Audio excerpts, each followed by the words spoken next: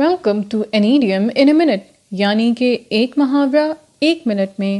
آج کا محاورہ ہے گریز دا پام آف اے پرسن۔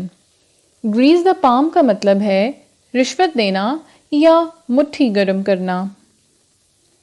کہا یہ جاتا ہے کہ اس محاورے کے پیچھے مشین کے استعمال کو مد نظر رکھا گیا ہے۔ کسی بھی طرح کی مشین، چاہے وہ سلائی مشین ہو، فیکٹریوں یا کارخانوں میں استعمال ہونے والی کوئی مشین یا موٹر، تیل کے استعمال سے مشین کا کام آسان اور جلدی ہو جاتا ہے۔ تیل مشین کے پرزوں کے درمیان ہونے والی رگڑ کو کم کر کے اس مشین کی ایفیشنسی کو بڑھا دیتا ہے، جس سے کام جلدی اور آسانی سے ہو جاتا ہے۔ بالکل اسی طرح لوگوں کو رشوت دینے سے اپنی مطلوبہ چیز کو حاصل کرنا آسان ہوتا ہے۔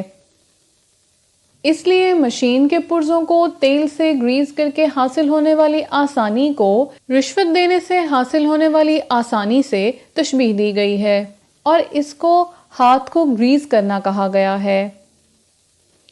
تو گریز دا پام آف اے پرسن کا مطلب کسی کو رشوت دے کے اپنا کام کروانا ہے۔ آئیے دیکھتے ہیں کہ اس کو جملے میں کس طرح استعمال کیا جا سکتا ہے۔ Grease the palm of the head clerk and get your work done۔ اور یہ تھا آج کا محاورہ۔ Thank you for watching. Please like, comment, share and subscribe. Press the bell icon to never miss any update.